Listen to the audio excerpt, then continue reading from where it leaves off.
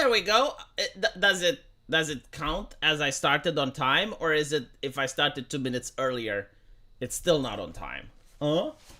But I think it's better if I start earlier rather than later, right? It upsets less people.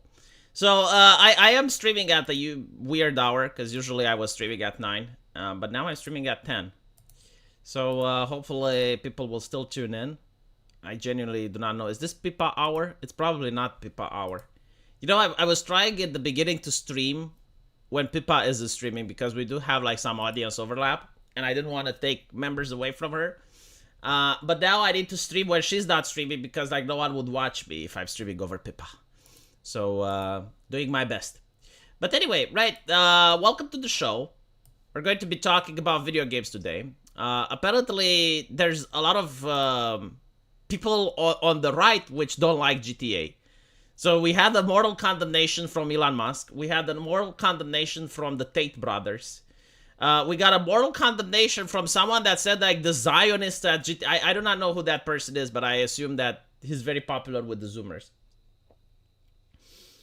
And I'm just, you know, is it required, chat? Like, is it required to be cringe? Is this like a necessity? Like, do people have to be cringe in public? Like, what happens if you don't? Has anyone actually tried to be a social media influencer without being cringe? Like, if you're not cringe, like, what is the repercussion? Like, is the universe going to turn on you? Is it like when the Aztecs had to do a human sacrifice to the sun god to make sure that the sun rises? And it's like, what happens if you don't do the sacrifice, you know? Like, is it the same here? Like, do they have to be cringe in public in order to prevent the end of the world? The collapse of civilization? And if they don't become cringe in public, then society doesn't collapse? Nice end of shift stream. I thank you. He's a communist? I don't fucking know who's a communist, but it's like, look at this shit, right? So, this level of ass-kissery got the community fact-checked. It's like, you got Elon Musk, sorry, you have Dan. I don't know who Dan is, but he says, a list of games I have not played. Okay, so he didn't play GTA. Elon Musk is like, tried, but didn't like doing crime. GTA requires shooting police officers in the opening scene, just couldn't do it. I gotta say that I'm not upset at Elon basically making the statement, I don't like it, I don't play it. Like, that's fine. The problem is with the culture. Like, the culture is that young people have been trained, they've been literally brainwashed into not thinking the same way that our parents used to think, which is the way Elon Musk is expressing here. I didn't like it, I don't play it. They're trained to believe, I don't like it, you don't play it. Or I don't like it, you don't watch it, right? So when you're a influencer and you even state an opinion, unfortunately, and I'm not blaming Elon Musk for this, but the culture has primed individuals to actually think that, okay, well, if you don't like it, then we need to shut it down. The funny thing is Ian Miles Chung, right? Like, Ian Miles Chung was community fact-checked for this opinion, saying that I'm glad shooting cops in Cyberpunk is completely optional. Never finished GTA. Apparently he wrote like 300 articles about GTA back in the day when he was writing for some publication. And it's like, well, I mean, it doesn't really debug what he said, but it's kind of like trying to be popular, isn't it? Right? Like, when you're in high school, like, sometimes there's a fad, and you have, like, people bringing yo-yos in class, you know? And you think that a yo-yo is absolutely stupid and dumb. It's like, well, why would you have a... But you buy one anyway because everyone else is doing it, right? Or when the cool kid in class starts picking up rock music. And you don't like rock music, but it's the cool kid, you know? You wanna be like him, so you buy a rock t-shirt or something, even though you don't like it. It's kind of like that. I never liked people like that, but apparently, like, it's required in order to be popular. You have to do these things if you want to be Mr. Popularity. And I know, like, some people say, well, I don't want to be Mr. Popularity. And it's like, well, yeah, that's why you're alone. Right? It's like, you got two options. You either, like, if something works, it works. It's kind of like sex sells, you know? Like, if you put a sexy woman on a poster, that commercial is going to sell. If you don't, you're not going to make money. It's simple. But Again, some people don't realize this. Ian Miles Chung changes his opinions on the wind. He will always go where he can get the most money and clout. Yeah. No, I get that. He's Mr. Popularity. That's what he is. I don't like people like this.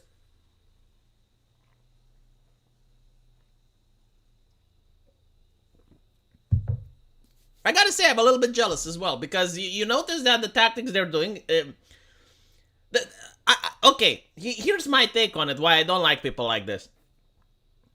When you're young, you have like some morals that are being instilled into you, right? Like your parents tell you not to lie, and you think like dishonesty or lying is bad, and then they also tell you that bad people don't go ahead in life, right?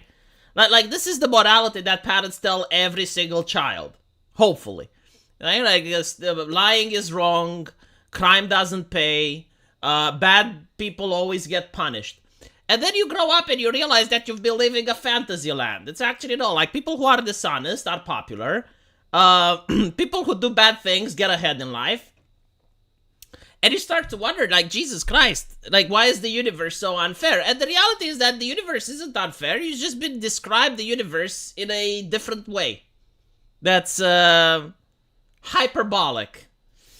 Like for example, cheating. Yes, you're told at school that students who cheat will never get ahead in life. That if you don't study and you cheat, you're cheating yourself. That type of bullshit. And the reality is that no, like cheating is actually very useful. But you need moderation. So what I mean is, like, if you constantly study, right? You're not, unless you're Einstein, you're not going to be an A+ student. Like if you have like a teacher that's actually doing his job and he knows how to give a proper test so that A+ is very difficult to get, you're never going to get A+. So you're going to be like a B+, A- student, right? And there's going to be other people with higher grades than you. And this is if you study. Now, if you cheat, and you cheat all the time, sure, you're going to get a lot of A's and you're going to get some A+, but eventually you'll be caught and you'll be expelled. Or you'll be caught and you're going to end up with that teacher that makes it impossible to cheat. And because you don't know how to study, you don't know how to pass. So what is the answer? Well, the answer is to mix both of them. You should study as much as possible. So you go and you study and you get like your A-, but you cheat a little bit and then you get to the A+. That's how you do it. It's how it's done. And when you say it, people hate it. Because that's the reality. Those are the people that get ahead in life. Unironically, you look around yourself, those are the people that get ahead in life. Those are the people with the scholarships. Those are the people with the PhDs. Those are the fucking people that get shit done. And we hate it. We hate it because it's not fair. But it's true. Super chats aren't working? Jesus fucking Christ. Why? Why is YouTube doing this to me? They should work. Can someone like test a $1 super chat or some shit? I'm panicking. Hyperventilating. This is horrible advice. This is not advice. This is the truth. Unironically, it's the truth. Look around you and you will see. It's the people that skim the line between darkness and light that get ahead. This is why Sargon hates your 18 charisma character. I know. This is why I made an 18 charisma character. It's fucking true. See, it's not true. Like you're saying, the more evil you are, the more further you're going to get in life. I disagree with that take. Again, you need to do what Disney is doing. You need to be evil while acting good. Right? It's how Elon Musk described it. Thank you, Zenith. See, Lexion, it's working.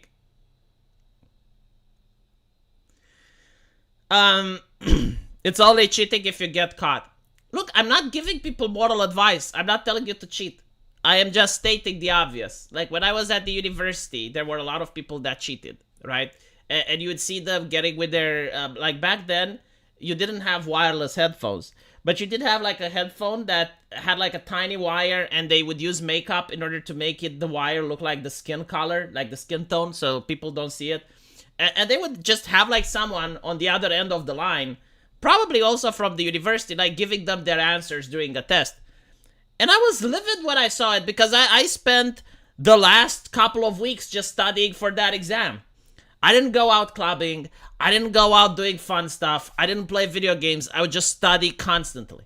And you look around it and you see these people who don't study, and then they managed to get a better grade than me. And it was infuriating.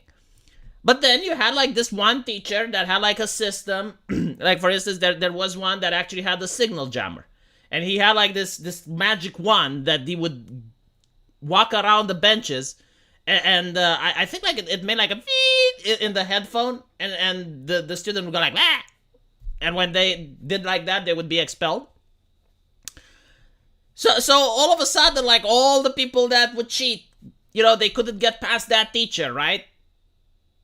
Well, wrong, because apparently there was a student that was in between, the hybrid, the student that evolution has created in order to pass the exams, right? So the hybrid would study and would cheat at the same time. It was like this miracle student that nature itself has created. The student that's actually friendly with everyone. He doesn't need the headphone. He actually is friends with you, and he can ask for the actual questions from the quiz, and you will give it to him because he's so fucking nice. And that student, that evolution that God himself created on planet Earth, that is the one that gets the fucking PhD and the scholarship. Fucking hell. Best Buyer's Remorse on YouTube. Thank you, JDA. Yeah, signal jammer, big stick. I don't know if it was signal jamming or whatever the fuck it was doing, but basically, like, if you had a headphone and that thing went next to you, it would cause like a very loud noise. And I don't know, it was so loud that you could hear it even from outside, right? So like everyone would just pull the headphones away from their ears. Thank you for the super chat. You don't have to send it anymore. Apparently they're working. I think like Zluxian is probably having some issues with his credit card. Thank you, my channel, for the $2. Thank you, JDA79, Zedif, and Angle626. Yeah, that student's name was Albert Einstein, I'm willing to bet. It is what it is, but like, life isn't fair. That's my point. Like we learned that, well, you shouldn't lie, you shouldn't manipulate, and then you see people who are very popular, and they will go with whatever trend happens to be that week. They will ask us, whomever is the popular kid, like, they will do all these tactics that look disingenuous. It's like, if you don't like heavy metal, why are you wearing a heavy metal t-shirt? Oh, it's because it's popular. I see. Right, so you have like all these people and they get ahead in life, right? Meanwhile, if you're true to yourself and you're like, well, I don't like heavy metal, I'm never going to wear a heavy metal t-shirt, you're going to notice that you're not very popular.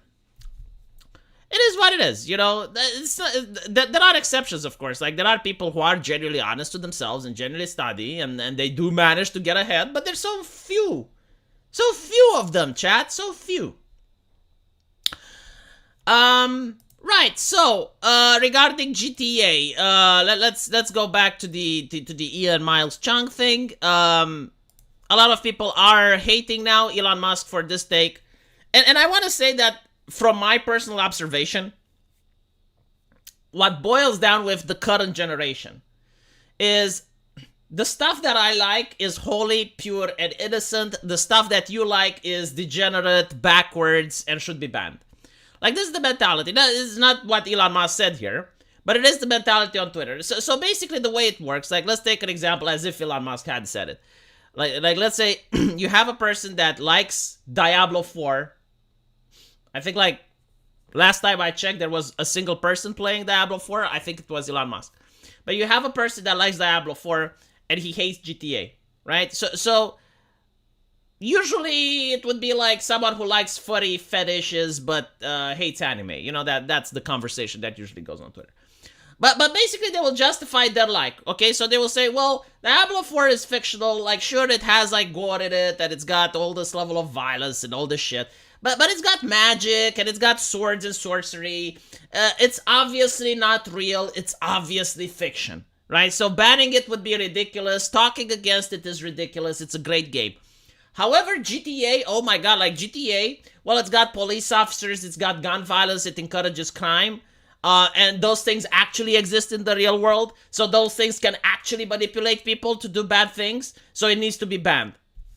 This is the conversation that goes on Twitter every fucking day, chat. Every fucking day. Like, there will be individuals that say, no, the stuff that I like is wholly pure.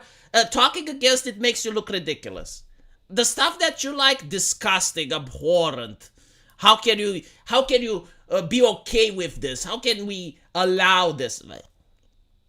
Ivy, I hope you're doing well. If Sweet Baby had me as a writer, they would be conflicted. Either have anti-ESG stories or fire a person of color. I actually do know how these people think, especially at universities and institutions. So, American Outlier, they would rather hire a white guy that's a liberal than to hire you. Like, unironically, it doesn't matter if your entire family was black. It doesn't matter if you can, like, pull the genealogy tree. You know, like, if you're so black that people thought that you're coming literally from Africa yesterday, it doesn't matter, okay? Like we're not talking like black as in brown, like American have, you know, like African Americans. No, we're talking like black as people from Africa, like literally dark skin, as dark as possible, okay? Like, if you're like that, they would still not hire you. Like, the diversity team does not hire people unless they have the correct ideology. They care about ideology far more than they care about the so-called diversity.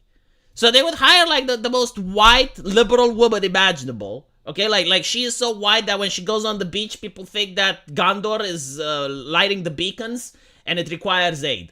Okay, like she is so white that people think she's a ghost. They would hire her over you 100% of the time. Why? Because she's a liberal, talks about like left-leaning politics. You don't.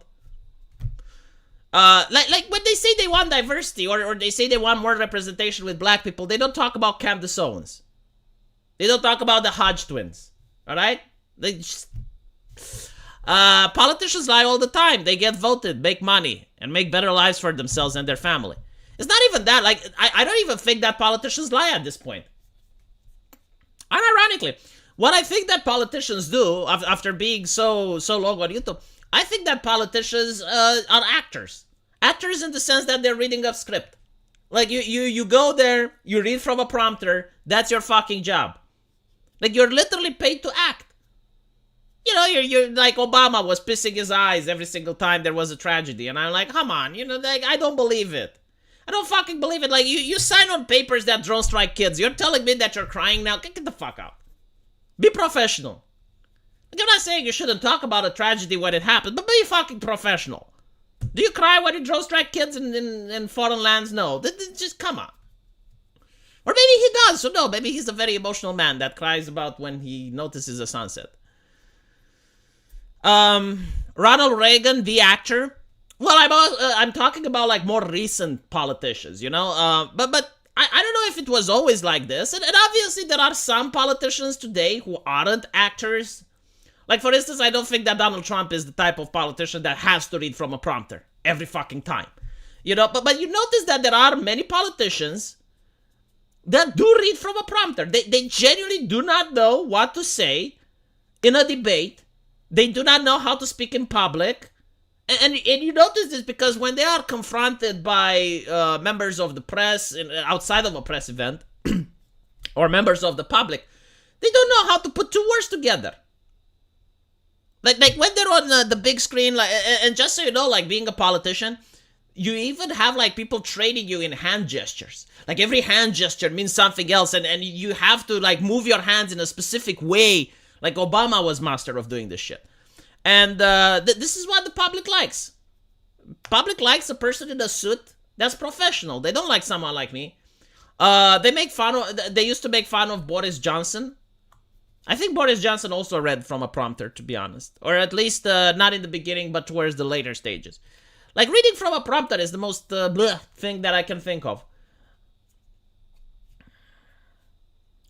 It's just... Notice how you don't have debates anymore. Like, when's the last time you heard, like, a leftist debate a right-winger on TV? Can you think about such a case? No, like, unironically, think about, like, a left-leaning person a Democrat debating a Republican outside of the election campaign, right? Because like when you have elections, that's normal. I'm surprised it even exists. But like think about it in a place where you have like the Democrats and the Republicans just sitting down at the table and talking about the economy. You know, shit that matters. Not like racismo, sexismo, misogynismo, bigotrismo. No, like, okay, let's talk about the war in Israel. Like how do you feel about it? Like, let's have a conversation. Do you even have a talk show like that? Did you even have like on the internet a podcast like that? I mean, I'm pretty sure they exist, but they're rare as fuck, aren't they? And not ironically, I understand why they're rare because of the social media terms of service. Like if I go there and I speak my mind, like unironically, like if I go with you to a bar, to a pub, and we have a pint, and I actually get to talk about the shit that I care, holy shit, like community violation after community violation. It's dangerous to the fabric of society. The fabric of society is screaming in agony as I open my mouth. Right? So, in fact, like I remember during the pandemic, like this was at the worst. You would go out and you would talk with like regular folk, like my hairstylist or the taxi driver, and all of them like would tell you stuff that the social fabric was screaming in agony. Getting a taxi driver to open his mouth was the biggest danger to our society in 2020. Hello, Dragonclaw. Welcome to the show. I replayed through the entire story of GTA 4 and it's strikingly progressive. You listen to Liberty City Radio and it's talking the piss out of conservative politics. Yeah, but it's also making fun of transgender people, isn't it? And it's also making fun of gay people and it's making fun of like a lot of liberal stuff. See, the difference between a good parody and a parody that's like that is that a good parody makes fun of every issue, or at least tries to. But yeah, like GTA was always like progressive, and take into account that the conservatives were attacking that video game like crazy, so it kind of makes sense that there was some antagonism between gamers and the conservatives of that time. But they were making fun of a lot of liberal politics as well. Like again, the trans people in GTA. They removed that. They removed that from the game when they did the remake. They're ashamed of it, Chad. They're ashamed of what they did. You got blood money on their hands. By the way, I do think that GTA 6 is going to be woke, but probably not as woke as to make the game bad. It's going to be like one of those games that are woke but good. You know, there are a couple. The reason for me saying this is that they said themselves, it's like, oh, there are certain groups that we're not going to punch down because, oh, we're making comedy, and if we punch down, it's like, what the fuck does comedy and punching has to do with each other? It's jokes. Like, I joke with my friend. When I joke with my friend, am I punching him? No, I'm not. Then shut the fuck up. Yeah, it's not going to be Saints Row, basically, is what I'm trying to say. But like, look at the female character that they have, right? Like the Latina. Like, she has a feminine body, but the face of a man. Like, she's very androgynous looking on her face. Like, it doesn't make sense. If this was 2020 and you had like a female character that you get to play in GTA, she would be hot as fuck. And then you also have like the scene in the trailer where the woman goes first and the man goes after her. You know, like small things like that. But at this point, like, it's not surprising because, like, we've seen worse woke things. But I guarantee to you, if this game came out in 2020, like, people would ridicule over how bizarre it is. Like so many things just... It's not punching down if a group can't be criticized. That group is not marginalized. Yeah, exactly. Like it's fine if you, as a comedian, decides, well, okay, like, I'm the only person that's not going to do this. But when like all society, all culture has decided that these groups are quote unquote marginalized and we're not going to say any joke at their expense, whether it's in satire, comedy, you know, South Park, Simpsons, then those groups aren't marginalized. Like, those groups are being lifted above everyone else. Like people can make fun of my groups, but if people can't make fun of your group, then your group has privilege. I should stream GTA? No.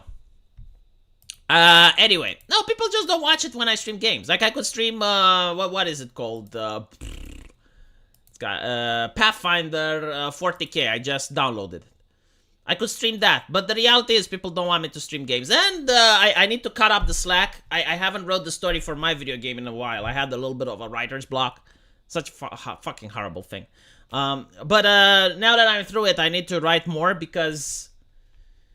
My God, I'm writing like a fucking novel. And the problem is, I want to get the game out by next year, so it would be horrible if all the assets are in place and I'm still writing the story. I think that would piss people off.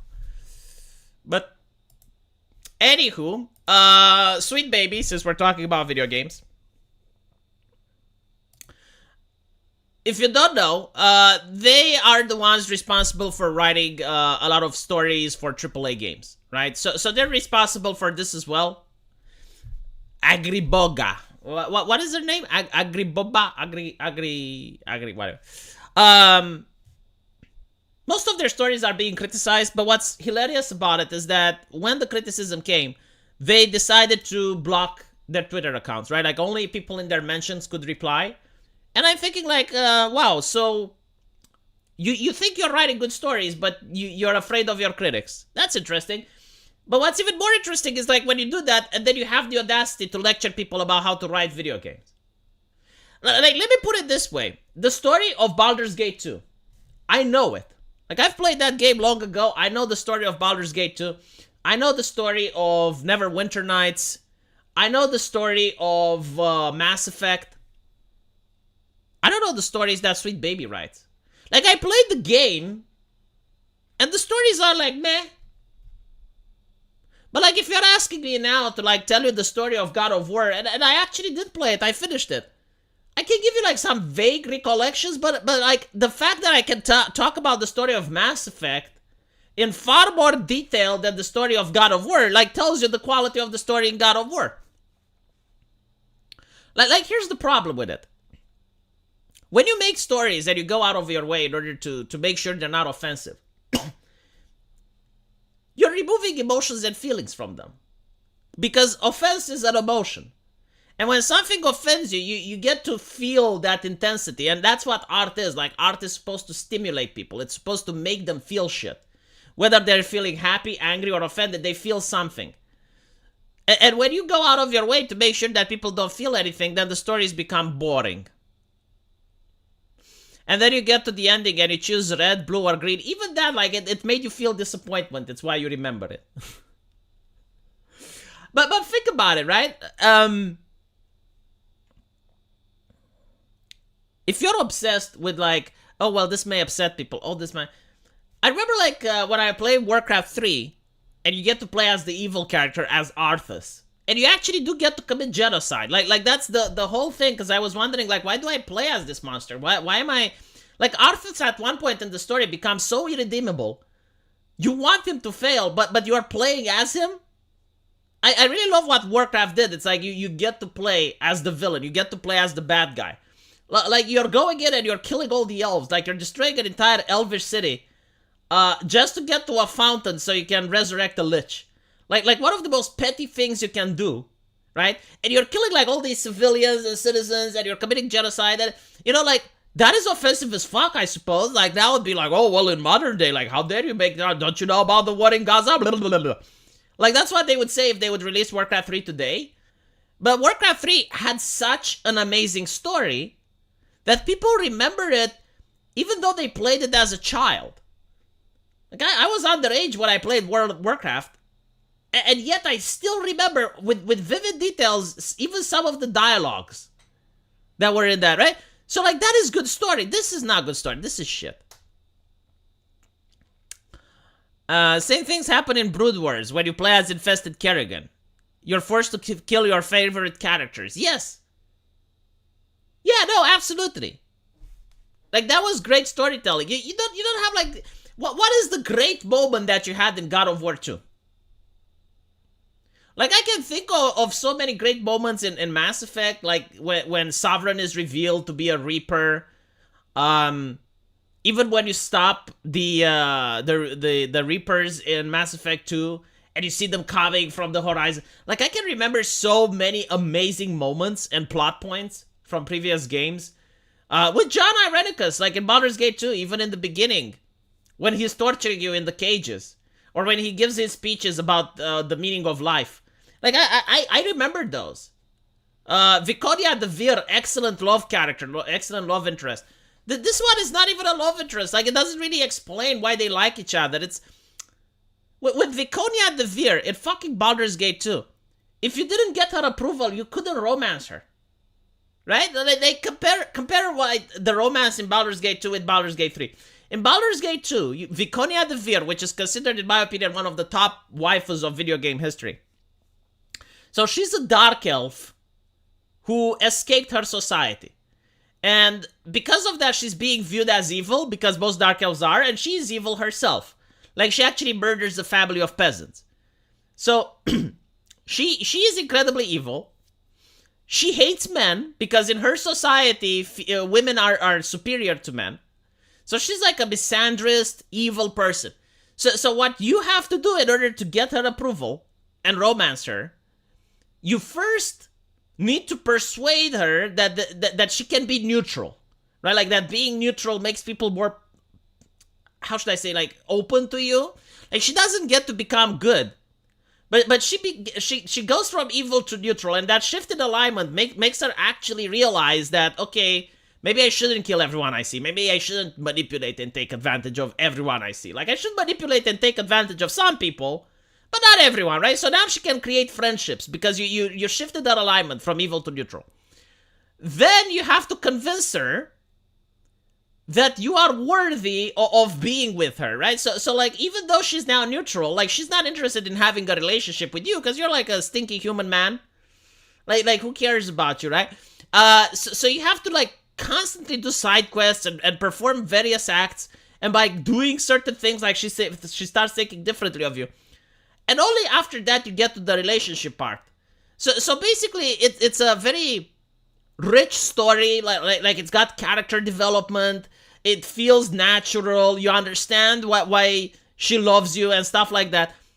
Now let's look at Baldur's Gate 3. In Baldur's Gate 3, everyone can fuck everyone. Like, it doesn't matter if you're a man or a woman, everyone is going to fuck you. It doesn't matter the fact that the story says that they're having a tadpole in their head and they can die at any point. Like, they don't care, they're horny as fuck. Like, the moment you start making a couple of flirts with them, that they're going to open up. And it's like, is that really something good? I mean, to me, it looks more like Pornhub. Like, Baldur's Gate 3, unironically, looks like Pornhub. While Baldur's Gate 2 is a romance story. Like, it sounds like, well, you know, like something well written, like an erotica that's there, more like the Titanic type of thing. You know, like, it's got a backstory and it's got actual human emotions and feelings. But everything that the progressives write is like Pornhub. It's like, so you want to have sex? Yeah, okay, let's have sex. And then you get the bear. Yeah, there are legitimate speedruns to romances. That's where we're at. That's the level. The bear loves you. You work hard for that relationship. It's come out so out of the blue, right? Like I have this druid guy. And I was playing a man, right? Like, I was playing a male character. I romance, what the fuck is her name? Shadowheart, right? So, all of a sudden, he comes up to me and he starts flirting. Doesn't even ask if I'm gay, just assumes that I may be. When I get upset, it's like, oh, well, why are you upset? It's like, well, I'm with Shadowheart. Oh, that's fine. Like, we can have a threesome. And I'm thinking, like, you know, this is bad writing. It's just like human beings do not act this way. Like, do they act this way in California? Yeah. And they usually have a cop out. They're like, oh, yeah, well, yeah, but you don't understand. Like, he's a druid. He's with nature. Oh, fuck off. Like, for decades, you have, like, good romantica, and you can get the druid not to behave that way. It's the same thing with Lysel. Like, Lysel actually has the personality that I would like. Like, I like her personality probably a little bit more than Shadowheart. But she has the cringe. Like, first of all, she has the face that only a woman can love. Right? Which is fine. I guess it's her race. But there are people who made Lysel cute. Even with that nose. So, like, anime girls have a small nose and they're cute. That's not the issue. The issue is that she comes up to you. It's like, I want to taste your flesh. And I'm like, come the fuck on. You know, like, I get it that, well, she's awkward because she's from a different culture and shit. But, like, so was Viconia De Veer. She was from a different culture, and she didn't go like, I want to taste your flesh.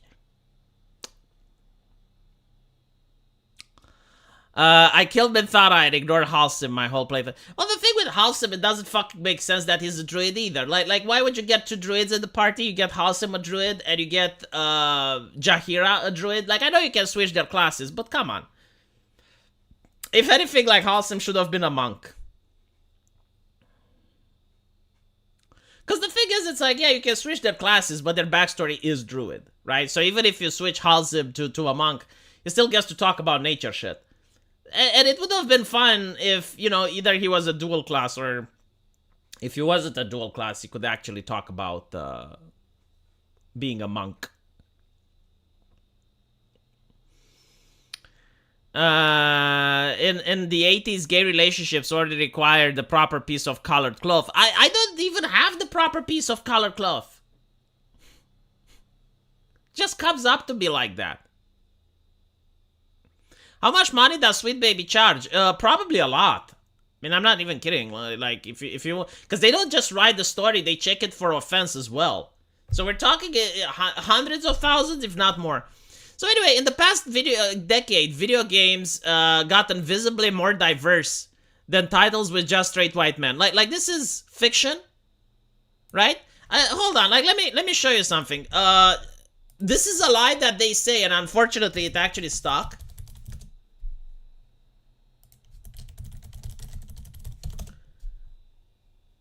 But I will show you why they're bullshitting. So I'm going to go into the character editor of Neverwinter Nights 2.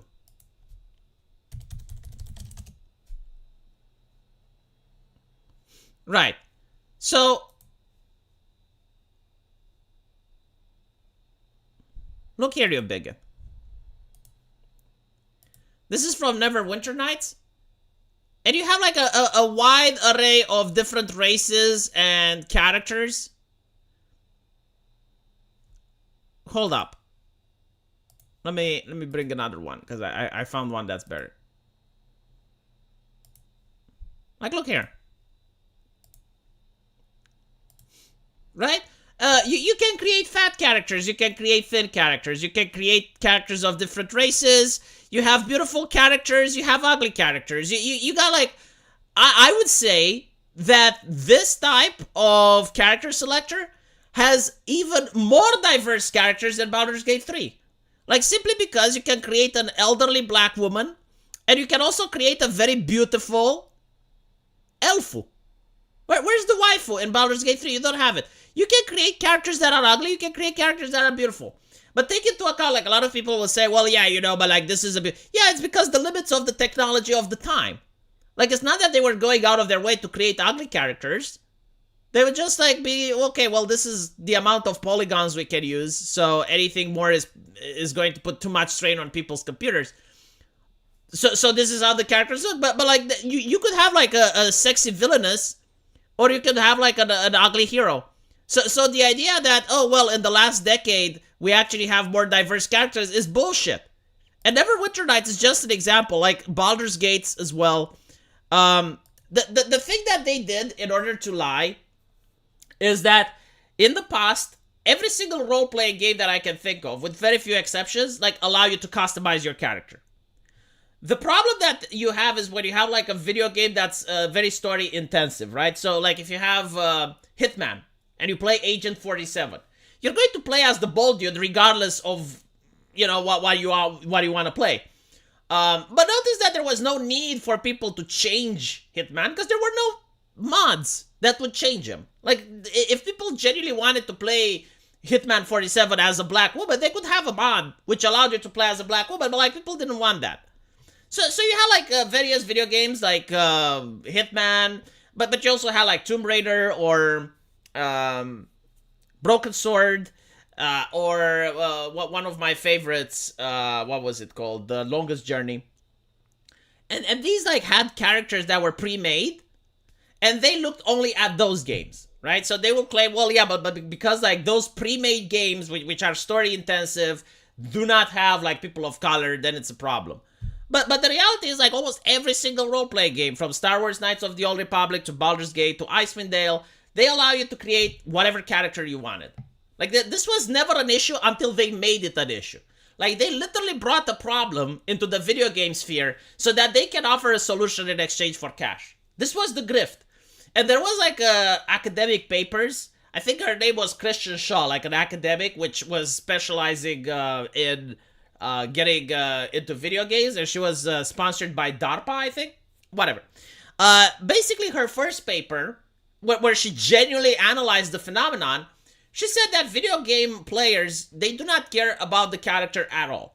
Like, they would play with a green bunny and don't care. Like the idea that the player should identify with the character that is playing is absolute bullshit, right? Because people would play Rayman Legends, they would play Mario, they would play like everything, and they genuinely like wouldn't think that, oh, this game is better because I play with the white dude, but this game is bad because I play with the green rabbit. Then no one thought that way. Right? And that was the first publication that she published where she actually did the research.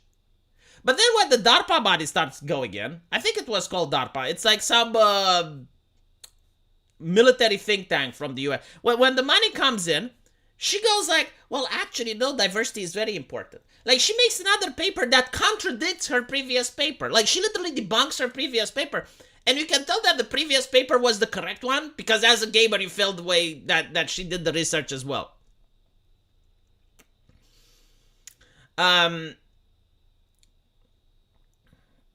Anyway, it is what it is, right? So they lied. Like, in the first sentence of the article, they lied, saying that video games have gotten more diverse.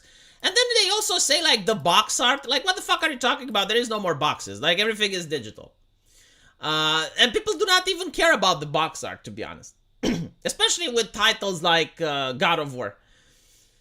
So you got more diverse looking games, doesn't always mean that the narrative has necessarily got richer or less problematic, especially when many major studios still consist of predominantly white teams.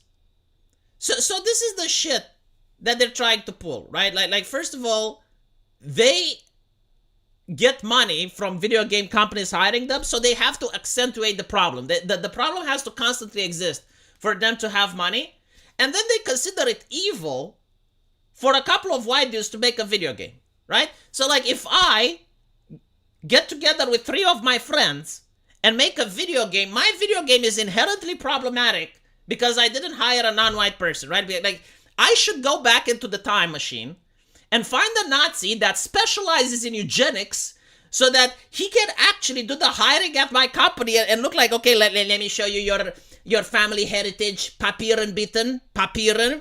Let me look at your family tree. Let me look at your ancestry. Let me measure the skull. A little bit too white. I don't think you're going to make a good fit. Yes, but like I'm George R.R. Martin. I have an idea on how to make an excellent story. We do not care here. We do not care. You can be George R.R. Martin. You can be Stephen King. We will not hire you. We require diversity. We require the spice melange. You know, it's like who genuinely thinks that this is a good way of doing business? Like at which point in human history did we even have this shit? Like, it used to be, okay, can you write something? All right, write it. All right, let me show it to my friends. Wow, my friends like it. It's a really good book. Or write something. No, I think it's shit. Unironically, though, we used to have this in history. No, now that I'm thinking about it, this actually used to be a thing. Back in medieval times, especially when the printing press, it wasn't medieval times, sorry. When the printing press was invented and almost everyone could write, book critics would criticize books that weren't written. So you had like the nobility, you know, like the people that could trace their roots to some prestigious family line or, right? Like those people, when they would write, even if they would write garbage, all the critics pretended that they love it. It's like, oh my God, it's so insightful. Such a beautiful work of art. And when you had like someone that was not from a noble family, like not from noble stock, horrible book. Right? So it's literally like fucking that. Like we have to pretend, and you see that woke people do the same. Like if you say that the Marvel movie is shit, they'll be like, oh, it's because it has a woman director, isn't it? Oh, you don't like it because... People don't think this way, okay? Like I generally don't give a fuck who writes the book. I literally don't care. Sometimes I don't even know. Sometimes I find after the fact. I didn't know that Bayonetta was created by a woman. And I didn't know that it went to shit once they got the woman fired. But then you find out and you're like, huh. I didn't know know who Amy Hennings was. I didn't even fucking know that Uncharted was made by a woman. And I didn't know that Uncharted went to shit once they got that woman fired. And it's the progressives that fucking doing it. Yeah, like the fact that Harry Potter is written by a woman. If they wouldn't tell me, I wouldn't know. I wouldn't even fucking care. It doesn't make the story any better. It doesn't make the story any worse. Like, the story is what it is. And you know, like, the idea that, like, certain races, like, can write different than others. Like, so the diversity officer of Apple got fired because she said that 7 white people in a room are diverse. And it's fucking true, you know, like, this is like the racism that they're pushing. Which is, all white people are the same. Like, unironically, right? Like, isn't that offensive as fuck? Like, all white people are the same. So there is no difference between you and a person from California, yeah. None whatsoever. Why? Because you're both white. Like, you have the same lived experiences, you have the same understandings, you grew up in the same household. It's pretty much like your twin brothers. According to these people, that's what they're claiming. And what's even more offensive is the fact that they don't even differentiate between, I don't know, like Hungarians and Romanians, or Polish and Romanians. Like, it's the same, right? Like, in their eyes, a white person from the countryside that grew up in a farm has the same lived experiences, same exact storytelling abilities as a person who went to Harvard, right? And it comes down to writing stories. Like they believe it's not diverse enough, right? Like, if you have the person from Harvard writing the story, it's going to be literally the same like the... Notice how they never hire diversity from the impoverished, right? They will never go in a ghetto and hire like a random black kid to write a story.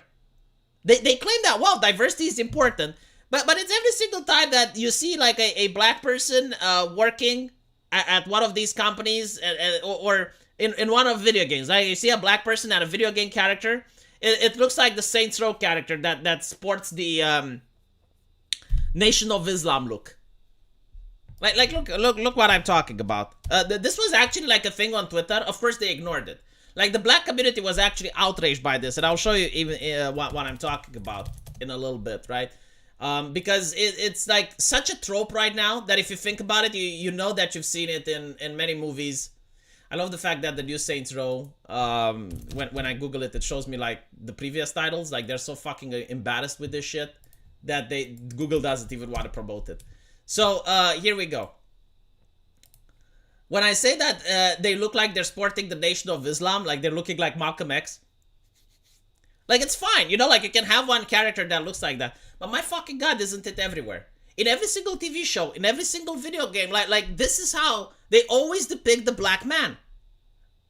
With glasses, as harmless as possible, right? And then when you look at other men or women, they have like the body posture of a gangsta, you know, they're taking up space, like their body language shows that they're very comfortable and they're emanating tsuyoi power, right? Meanwhile, the black man is always like taking up as little space as possible, looking as meek.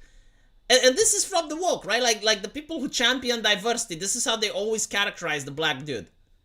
And I'm like, why though? And it's not even me, like I see black people on Twitter getting annoyed.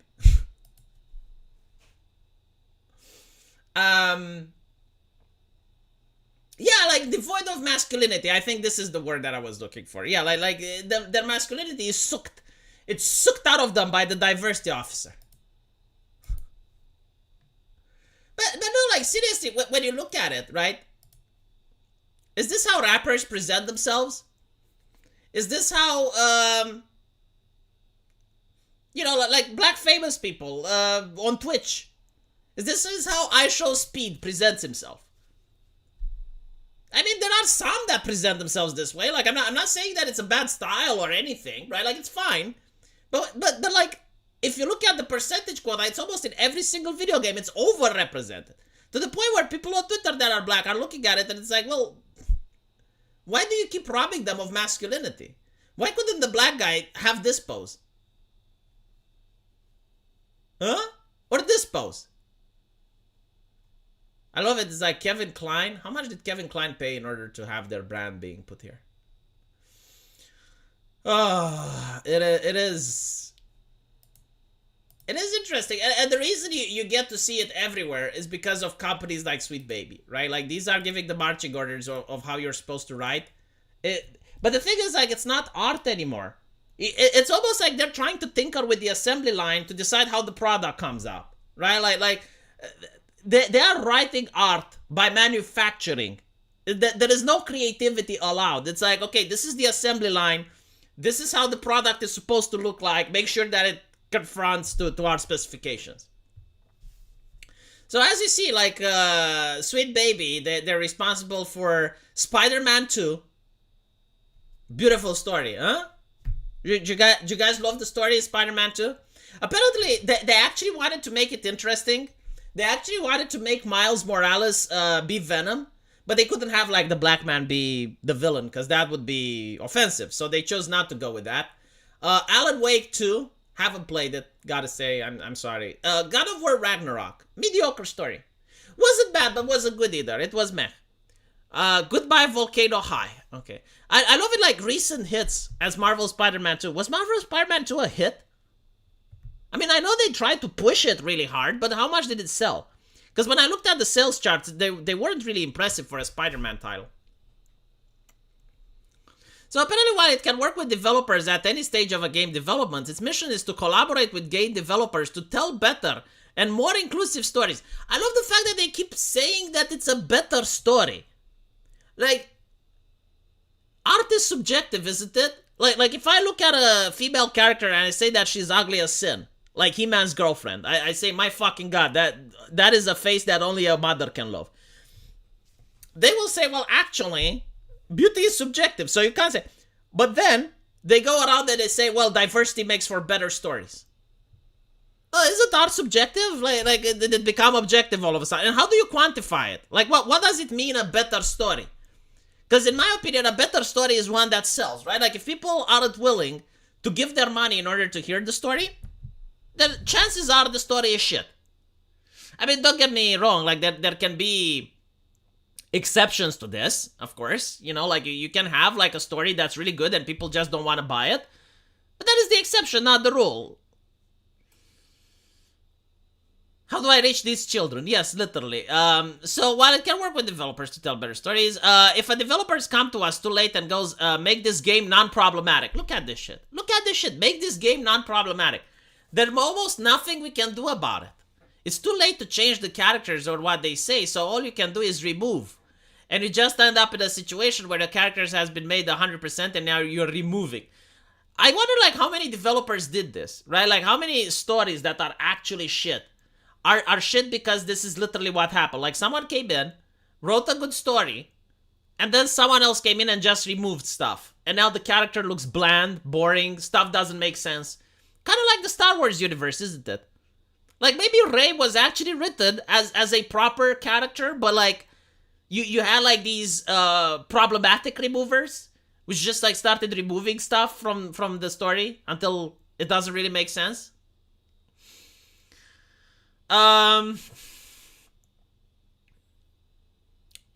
Blair's advice to developers doesn't include easy solutions to magic your way out of problematic narratives. I love again, like, problematic for whom? Like, what is a problematic game even does? Like, does it not sell if it's problematic? Do you have any charts? I really hate the word problematic. It's kind of like wanting to create a problem but refusing to elaborate. Like, problematic is when the Geiger counter at the nuclear reactor goes to red, but there's no steam coming out of the reactor, right? Like, that is problematic. Like, problematic is when you go into a basement, and there's a couple of electrical cords in the water, and the basement is flooded. That is problematic. And you know, you don't have to elaborate why that is a problem. Like, people automatically understand, okay, well, it's a problem because, yeah, no, I get it. But like when you do these things, it's like, well, this video game is problematic. It's a video game. Who is it a problem for? And why should we censor it? Why should we remove it? And not to mention, yeah, literally, problematic means offensive means I don't like it. But the thing is, like, if a game is problematic, so what? So what? Like, is art not supposed to be offensive now? Like, didn't we have, like, third-wave feminists menstruating over a flag? sticking crucifixes in front of the Catholic Church, they would consider that to be art. It's like, okay, but like, why is it problematic? It's like, I mean, it is problematic, but so what? Problematic is when something could be conducive to their problems. It's safetyism. I love the word safetyism. So, it's about creating space. It's about saying it a value we hold alongside any other technical aptitude. Yeah, well, I guess when your entire ideology is like, money isn't as important as our values, don't get Pikachu face when you start going broke. And I love it. It's like the same people, it's like, oh, go woke, go broke isn't a thing. You're literally deciding not to put money first. And you know what I love about these people? Like, on one hand, they will say, oh, well, it's microtransactions. Oh, it's loot boxes. Well, companies want to make money. Like, of course companies want to make money. Why do you complain? And then when you have a problematic game, the same people go, it's like, well, it's problematic. Companies shouldn't try to make money. Like they would rather defend fucking loot boxes, games that are broken on launch, buggy titles. Like, they will defend those. But the moment the game is a little bit problematic, they will stop defending it. Problematic is if they could contain viruses. Yes, that would be problematic. If a video game company releases video games that have malware, I would say that, yeah, that can be a little bit problematic. I would classify in that situation, using the word problematic fits. It is sad to say that most black people in the United States view white people like they are the same. I am starting to become an accelerationist. Black people really want the R word, and I have not problem going forward. You know, you post things like this, thinking that because you're a black person, Google won't come and get you. But if you keep posting things like this, you will not have a YouTube channel, I guarantee to you. Like, the moderator from Google, I know how they think. They are very adverse to problematic super chats. So when you start talking about things like R words, or you're saying, well, actually from 13 to 3, I would advise against it. Because I noticed that on social media, problematic is jokes, problematic is metaphors, problematic... Like, you'll notice this, because American Outlier, for those of you who don't know, wants to start a YouTube channel, and I'll advertise it. But you will understand that the censorship on social media extends to jokes. It extends to metaphors. It extends to insinuations. Like they think that everything you say is 100% serious. Okay? Like, if you were to say something like, let's say there's a fictional land. There's the land of Nipapwa. And you're like, I want to gloss Nipapwa. They will actually act as you have the nuclear missile launch codes and the access to actually accomplish that. And they will ban you. It is a strategy, yeah. And it's like, just need to make sure you don't give them ammunition. Like for instance, Bannon, right? Like Trump's advisor. He had his channel terminated. His YouTube channel got terminated because he said, heads will roll. Which is a metaphor, like it's an expression that he constantly used, right? Like if I say, oh, wait till your father gets home because heads will roll, right? It doesn't mean that the father is going to commit murder, heaven forbid. It's just like an expression, like bad stuff is going to happen. It's like saying, God damn it. It doesn't mean you're a Christian. It doesn't mean that you think God can damn it. It's a figure of speech. But social media takes these figures of speech as if they're actually literal threats, as if they're actual, incitements to violence. So you gotta be sure you don't touch those topics. Catching up is interesting. You brought up playing Arthas in Warcraft 3. Compare that to The Last of Us 2, where they tried to force you to think that Abby is good. It's not even that. In The Last of Us 2, like the worst thing that they have ever done is that they have like a trans person there, right? Like initially when they said that they're having a trans person in The Last of Us, I thought that it's going to be Abby. But apparently it's not. There's actually like this woman, which is part of this religious group, and she identifies as a man, and the religious people want to kill her, right?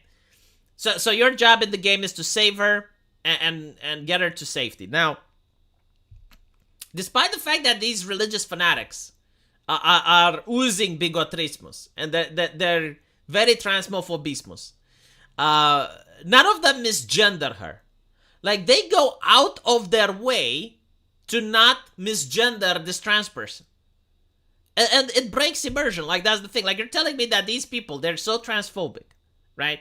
But and they're willing to kill a child. Like, that's how transphobic they are. However, they will not misgender this person. And I'm like, okay, immersion broken. Like, I know why they don't misgender it. It's because you want the game to be safe. Right, so you're making fun of religious people, but you're not going to... Okay, I see. It's interesting, isn't it? Right? So that's like bad storytelling.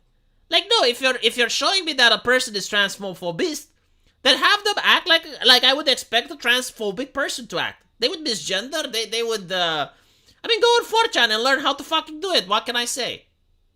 You don't even have to go on 4chan. Go into a pub. Talk with people. Same thing when they make a racist, you know, like Stormfront in The Boys. Like, Stormfront will apparently kill a black family because they're black. Like, there's an episode where she does that. But she won't ever say the N-word. She doesn't say the N-word. She doesn't have, like, any racial slurs. She doesn't do anything like that. And it's like, well, if you don't know how to create a racist, go on 4chan and learn how to fucking do it. Or don't make the character. More simple. If you, like, you have a choice. Either make the character or don't make it. But if you make it properly. Hey, V, watching your stream from the belly of the beast, San Francisco. Oh my god, from California, yeah. I feel sorry for you. Anywho, thank you for the donations. Thank you for the super chats. I really appreciate it. I need to go and make the videos for my other channels now and then work on my video game. I also have a trailer for my video game. It's probably going to come up soon. So anyway, let me know what you guys think, and I'll see you in the comment section. Take care.